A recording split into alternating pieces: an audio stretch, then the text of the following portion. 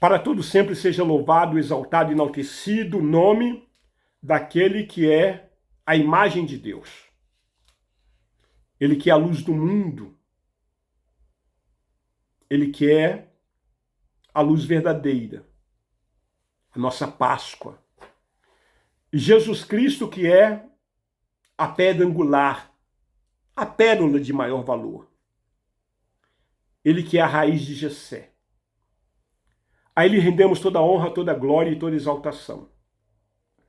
Amados, é uma grande alegria estarmos novamente juntos para estudarmos a palavra do nosso Deus, agora na aula de número 264, Palavra Poderosa. Essas ministrações que estamos realizando temos como tema sobre libertação financeira na sua 5ª edição. E trazemos aí uma abordagem sobre prepare-se para receber mais notícias. Estamos avaliando aulas anteriores, falando sobre a doença de Emã, que está revelada ali no Salmo 88.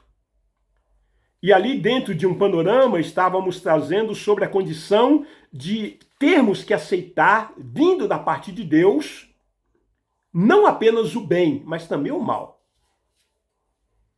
E ali falávamos que o próprio Jó capítulo 1, versículo 1, Deus dá testemunho dizendo: havia na terra de Uz um homem cujo nome era Jó, homem reto, íntegro, temente a Deus e que se desviava do mal.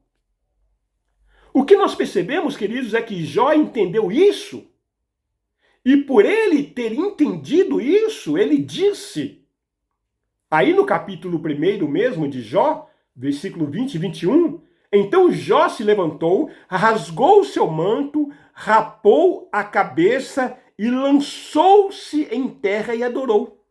E disse: nu saí do ventre da minha mãe e nu voltarei. O Senhor o deu e o Senhor o tomou.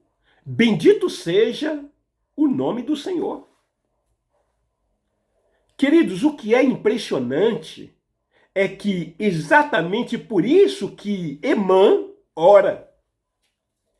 Porque se isto vem de Deus, quem é que pode tirar isso? Quem é que pode nos livrar? Entenda que a mão que pesa é a mesma mão que liberta. Às vezes pessoas pensam que a soberania de Deus é impedimento para oração. Queridos, entenda que é exatamente ao contrário. A soberania de Deus é a base da oração. Se eu sou o Senhor do meu destino e da minha história, para que eu vou orar então? É simplesmente fazer. É simplesmente decidir. Se eu tivesse a consciência que eu decido sobre a minha vida, então não preciso orar. É simplesmente ir em frente. Para que orar? Se eu posso decidir a minha vida. Mas o que aprendemos? Que Emã orou exatamente porque sabia que nada estava sujeito ao seu controle, e sim embaixo do controle de Deus. Amados, a soberania de Deus está muito longe de ser um empecilho para a vida de oração. Entenda isso. O que podemos entender é que falta de oração está mais ligado ao desconhecimento das Escrituras e do poder de Deus. Quando a pessoa não ora, é porque ela não conhece as Escrituras e nem o poder de Deus. Falando sobre a 4ª condição, Emã, ele argumentava com Deus a respeito da sua morte. Não é? Então veja no versículo 10 do Salmo 88. Mostrarás tu prodígio aos mortos, ou os finados se levantarão para te louvar? Ele faz uma pergunta.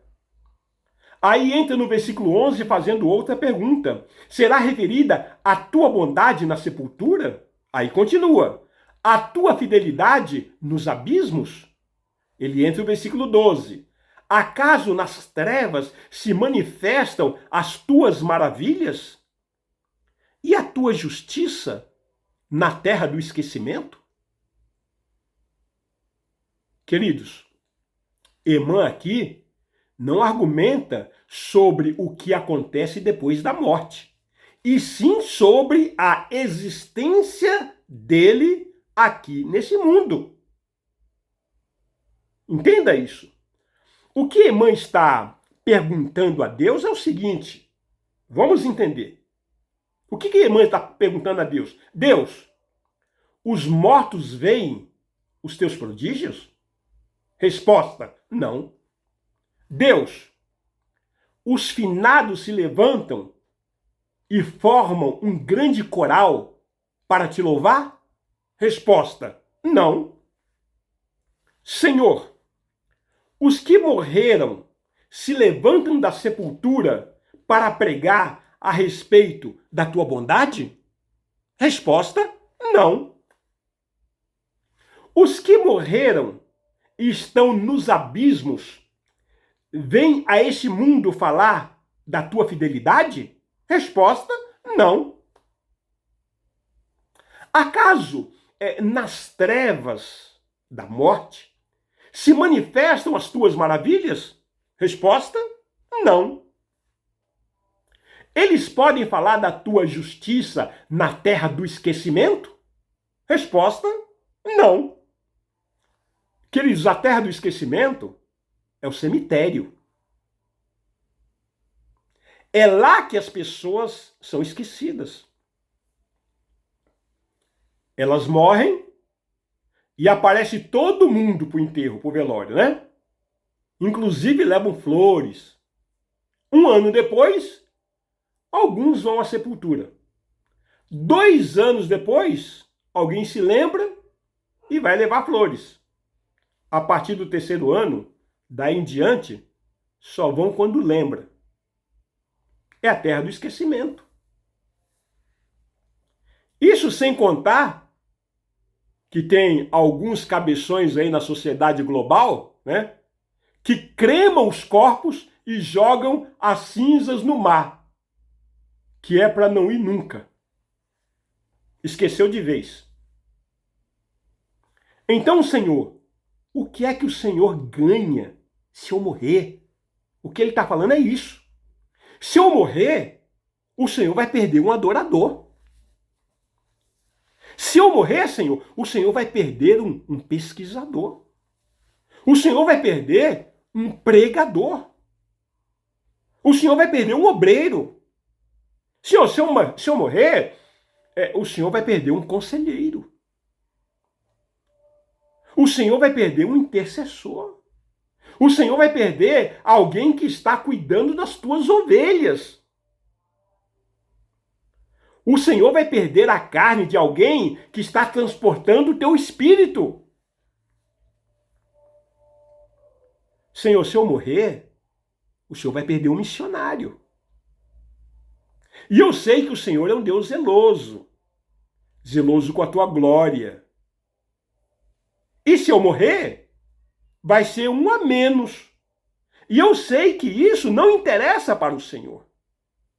Que argumento de Emã, né, amados? O argumento dele. Apesar de sabermos que há alguns que se argumentasse com Deus dessa forma, Deus diria, não vai fazer nenhuma diferença. Se você morrer, não vai fazer nenhuma falta. E para outros, Deus diria o seguinte, é melhor que você morra, que se me dá menos trabalho. Menos escândalo, menos religiosidade, menos engano, menos covardia, menos tropeço. Amados, infelizmente, a realidade é esta. Há pessoas que não apenas deixam de fazer falta, como seria verdadeiro lucro para Deus se essas pessoas morressem. Se morresse agora. A pergunta que eu faço para você é essa. Deus lucraria ou sairia perdendo se você morresse agora? O que é que Deus está ganhando com a sua vida hoje aqui nesse planeta?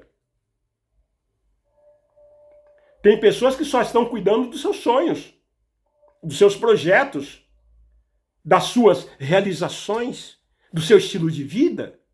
Tem pessoas que trabalham, pagam as suas contas, estudam, se especializam, cuidam da sua família, vão ao culto 2 ou 3 vezes por semana e, por desencargo de consciência, às vezes contribui lá com a obra, né? Dando dízimos, dando ofertas. Irmãos, você já pensou se você morrer hoje, se vai fazer falta alguma para Deus? João capítulo 15, versículo 16, não foste vós que me escolhestes a mim. Pelo contrário, eu vos escolhi a vós outros e vos designei para que vades e deis fruto. E o vosso fruto permaneça, a fim de que tudo quanto pedizes ao Pai em meu nome, Ele vos conceda. Tem gente que não produz fruto, não transforma vidas. Fica só orando e frequentando congregação. Essas pessoas estão perdidas, não sabem, mas estão. O argumento de Emã, amados, está correto, dizendo: Senhor, eu ainda posso trazer a glória do Senhor enquanto eu estou aqui. Olha para a minha vida que eu posso trabalhar e muito na tua obra. Tudo isso ensina-nos, amado, a orar. E talvez essa seja a razão pela qual Deus permite o sofrimento na vida de Emã e na nossa vida também. Lutero disse que para se fazer um teólogo é necessário escritura e sofrimento. Este foi o efeito do sofrimento na vida de Emã. O transformou em um homem de oração. Diferentemente de muitos outros, em que o sofrimento os torna duros, torna-os insensíveis, indiferentes, revoltados, desobedientes, rebeldes, blasfemos. A exemplo do que encontramos em Apocalipse, capítulo 9, versículos 18 a 21. Olha o que está escrito nesse texto. Por meio desses 3 flagelos, a saber, pelo fogo, pela fumaça e pelo enxofre, que saiu da sua boca, foi morta a 1/3 parte dos homens. Continuando, no versículo 19, diz: pois a força dos cavalos estava na sua boca, e na sua cauda, porquanto a sua cauda se parecia com serpentes. E tinha cabeça, e com ela causava dano. No versículo 20, os outros homens, aqueles que não foram mortos por esses flagelos, não se arrependeram das obras das suas mãos, deixando de adorar os demônios e os ídolos de ouro e de prata e de cobre e de pedra e de pau, que nem pode ver, nem ouvir, nem andar. Não deixaram de adorar esses ídolos no meio do sofrimento. Versículo 21, nem ainda se arrependeram dos seus assassínios, nem das suas feitiçarias, nem da sua prostituição, nem dos seus furtos.